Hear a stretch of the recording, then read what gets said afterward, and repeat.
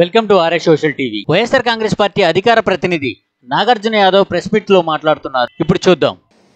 వారికి ఉన్నటువంటి the minister of foreign affairs article number 7 ప్రకారం the international trade in endangered species and wild fauna and flora control act 2016 ప్రకారం ఏదైతే ఈ అక్రమ రవాణా ద్వారా చైనాకు వెళ్తున్నటువంటి ఈ ఎర్ర చందనం దొంగల్ని తిరిగి భారతదేశానికి ఇచ్చేస్తున్నామని నేపాల్ మినిస్టర్ గోకుల్ ప్రసాద్ బస్కోటా అనే అతను స్టేట్మెంట్ ఇచ్చాడు. దానికి సంబంధించినటువంటి పత్రికా కథనాలు ఇవి. దీన్ని సమర్థిస్తూ భారతదేశానికి సంబంధించి ద న్యూ ఇండియన్ ఎక్స్ప్రెస్ లో వచ్చినటువంటి కథనం, అదేవిధంగా ద టైమ్స్ ఆఫ్ ఇండియాలో వచ్చినటువంటి కథనం. పవన్ కళ్యాణ్ ఆరోపిస్తున్నట్లు ఎర్రచందనం దొంగలు దొరికింది ఇప్పుడు కాదు, 2020 జనవరిలో, అంటే జగన్మోహన్ రెడ్డి గారి ప్రభుత్వం వచ్చినటువంటి 2-3 నెలల్లో అంతకుముందు 10 ఏళ్లుగా జరిగినటువంటి క్రమంలో ఆ దొంగలు దొరికాయి అనేది నేపాల్ ప్రభుత్వం ఇచ్చినటువంటి స్పష్టీకరణ. ఇప్పుడు ఈ పవన్ కళ్యాణ్ గారు ఏదో పెద్దిరెడ్డి గారు, మిథున్ రెడ్డి గారే అక్రమ రవాణా చేస్తానంటే దొరికినట్లు ఒక అసత్య ప్రచారం, ఒక అభూత కల్పన చేస్తున్నాడు. దీనికి కూడా ఒక విషయం చెప్తా వినండి.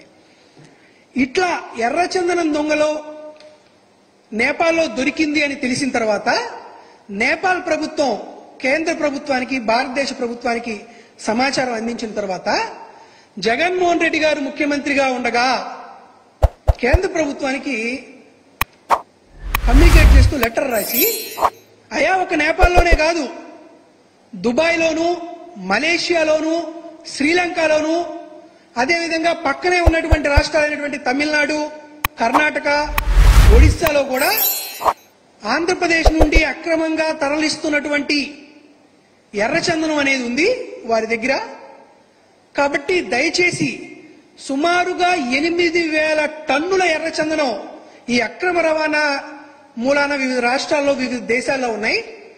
కాబట్టి కేంద్ర విదేశాంగ శాఖ మంత్రివర్యులు దీని మీద దృష్టి పెట్టి ఈ 8,000 టన్నులు ఆంధ్రప్రదేశ్ రాష్ట్రానికి రావాలని, తద్వారా దాన్ని సుమారుగా 4-5 వేల కోట్ల రూపాయలు విలువ చేసేటువంటి ఈ ఎర్రచందనం ఆంధ్రప్రదేశ్ రాష్ట్రానికి రావాలనేటువంటి ఉద్దేశంతో జగన్మోహన్ రెడ్డి గారి ప్రభుత్వం కేంద్ర ప్రభుత్వానికి లేఖలు రాసింది. అయ్యా పవన్ కళ్యాణ్ గారు, మీరు సరిగ్గా మీ శాఖ మీద దృష్టి పెట్టట్లేదు అనుకుంటా. ఎందుకంటే ఇప్పుడు ఆ శాఖ మీ ఆధ్వర్యంలో ఉంది. అదే శాఖ ద్వారా ఆంధ్రప్రదేశ్ రాష్ట్ర ప్రభుత్వం చేసినటువంటి ఉత్తర ప్రత్యుత్తరాలు మీ దగ్గరే ఉన్నాయి, మీ మినిస్టర్లోనే ఉన్నాయి. ఆ నోట్ ఫైల్స్ మీరు చదువుకోవచ్చు. అక్కడే ఉన్నటువంటి పేపర్లని, కేంద్ర ప్రభుత్వానికి రాష్ట్ర ప్రభుత్వం రాసినటువంటి లెటర్లని మీరు అసలుకి పట్టించుకోకుండా, చదవకుండా ఇంటువంటి అజ్ఞాన ప్రదర్శన చేయడం అనేది మీ నైతికతకి భంగం వాటిల్లుతుందనే విషయాన్ని ఒకసారి గుర్తు చేసుకోమని చెప్తున్నాం. దాంతోపాటు నేపాల్లో పట్టుబడినటువంటి ఆ ఎర్రచందనం 173 టన్నుల ఎర్రచందనాన్ని తిరిగి తీసుకురావడానికి జగన్మోహన్ రెడ్డి గారి హయాంలోనే ఒక అధికారిక బృందం నేపాల్కి వెళ్లి దాన్ని చెక్ చేసి అవి ఎర్రచందనం దొంగలే అని తేల్చి వారి దగ్గర నుండి ఆంధ్రప్రదేశ్ రాష్ట్ర ప్రభుత్వానికి తీసుకురావడానికి నేపాల్ ప్రభుత్వం దగ్గర 2 నెలల క్రితం, అంటే మా ప్రభుత్వం అధికారంలో ఉన్న మే నెలలోనే అనుమతులు తీసుకున్నాం. నేపాల్ ప్రభుత్వం కూడా అనుమతులు మంజూరు చేసింది. ఆ అనుమతులు మంజూరు చేసినటువంటి విషయాన్ని ఆంధ్రజ్యోతి పత్రికలో కూడా ప్రముఖంగా వచ్చిన విషయాన్ని ఒకసారి పవన్ కళ్యాణ్ దృష్టిలో పెట్టుకోమని చెప్తున్నాం. నేపాల్ ప్రభుత్వం కానీ మరొక రాష్ట్ర ప్రభుత్వాలు కానీ ఏం చెబుతున్నాయి? 2010 నుంచి 2020 దాకా ఎర్రచందనం అక్రమ రవాణా జరుగుతుంది అని చెప్పారు. ఎవరున్నారండి అప్పుడు అధికారంలో?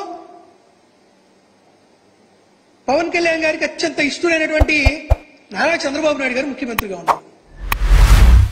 మరొకరు ఉమ్మడి రాష్ట్రానికి ముఖ్యమంత్రిగా చేసినటువంటి కిరణ్ కుమార్ రెడ్డి గారు ఉన్నారు. నిజంగా అధికారంలో ఉండి ఎర్రచందనం అక్రమ రవాణా చేసే అవకాశమే గాని ఉండుంటే, మీరు చేస్తున్నటువంటి ఆరోపణలు పెద్దిరెడ్డి రామచంద్రారెడ్డి గారి మీద గాని, మిథున్ రెడ్డి గారి మీద గాని చేసి ఉండట్లయితే చిత్తూరు జిల్లాలో కూడా చాలా మంది అధికారంలో ఉన్నారు కదా. చంద్రబాబు నాయుడు గారు చిత్తూరు జిల్లా కదా, కిరణ్ కుమార్ రెడ్డి గారు చిత్తూరు జిల్లా కదా, గల్లా అరుణ్ కుమార్ గారు చిత్తూరు జిల్లా కదా, చనిపోయిన వ్యక్తి గాలి ముద్దు కృష్ణనాయుడు గారు చిత్తూరు జిల్లా కదా. మరి వాళ్ళందరూ ఎందుకు అక్రమ రవాణా చేస్తున్నారు ఎర్రచందనం అని మీరు ఎందుకు ప్రశ్నించలేకపోయారు? వాళ్ళందరూ ఎర్రచందనం స్మగ్లింగ్ చేశారు అని మీరు దాని మీద ఏమన్నా దృష్టి పెట్టగలరా? కాబట్టి అదే పనిగా మేము చెబుతున్నాం. ఇప్పుడు మీరు రాష్ట్రంలో చాలా పవర్ఫుల్ అని చెప్పుకుంటున్నారు. కేంద్ర ప్రభుత్వంలో నరేంద్ర మోడీ గారికి, అమిత్ షా గారికి నేను చాలా దగ్గర అని చెప్పుకుంటున్నారు. నాకు చాలా పలుకుబడి ఉందని చెప్పుకుంటున్నారు. కాబట్టి మీకు ఒక విజ్ఞప్తి చేస్తున్నాం. ఎర్రచందనం నిల్వలు ఎక్కడెక్కడైతే ఏ రాష్ట్రాల్లో ఉన్నాయో, ఏ దేశాల్లో ఉన్నాయో దాని విలువ సుమారుగా 4 నుంచి 5 వేల కోట్ల రూపాయలు. అవన్నీ మీ పలుకుబడిని ఉపయోగించి నరేంద్ర మోడీ గారితో మాట్లాడి, అమిత్ షా గారితో మాట్లాడి, పక్కన ఉన్నటువంటి రాష్ట్ర ముఖ్యమంత్రి గారితో మాట్లాడి తిరిగి తీసుకురండి. దాన్ని వేలంపాటో లేకపోతే మరొక ఓపెన్ మార్కెట్లో అమ్మడమో ఏదో ఒకటి చేసి తద్వారా ఏదైనా 4 రూపాయలు కానీ వస్తే ఆంధ్రప్రదేశ్ రాష్ట్ర అభివృద్ధికి మీరు దాన్ని వినియోగించుకోండి. ఇటువంటి వాటి మీద మీరు దృష్టి పెడితే బాగుంటుంది. కానీ పెద్దిరెడ్డి రామచంద్రారెడ్డి గారిని డీఫేమ్ చేయాలనో, మిథున్ రెడ్డి గారిని డీఫేమ్ చేయాలనో, తద్వారా జగన్మోహన్ రెడ్డి గారిని డీఫేమ్ చేయాలనో మీరు ప్రయత్నాలు చేస్తే నడినెత్తిన ఉన్నటువంటి సూర్యుడి మీద ఉమ్మేసేటువంటి వైనం ఎలా ఉంటుందో పవన్ కళ్యాణ్ గారు మీ పరిస్థితి కూడా అలానే ఉంటుంది అని చెప్పదలుచుకున్నాం. కాబట్టి కాస్త మొట్టమొదటిసారి ఎమ్మెల్యేగా అయ్యారు, ఏదో అదృష్టం బాగుండి పాపం మంత్రి కూడా ఉప ముఖ్యమంత్రిగా కూడా అయ్యారు. కాబట్టి కాస్త నోట్ ఫైల్స్ ఎలా చదువుకోవాలి, ఫైల్ సర్క్యులేషన్ ఎలా జరుగుతుంది, కేంద్ర ప్రభుత్వంతో రాష్ట్ర ప్రభుత్వం ఏ విధమైనటువంటి ఉత్తర ప్రత్యుత్తరాలు జరుపుతాయో వాటన్నిటి మీద మీరు దృష్టి సారించి అధికారుల్ని వారి గురించి సరైనటువంటి జవాబు రాబట్టి 1-2 సార్లు మీరు ఆలోచన చేసి మాట్లాడాలి. ఒకసారి మాట్లాడేస్తే ప్రజా జీవితంలో రీటేక్ కి అవకాశం ఉండదు.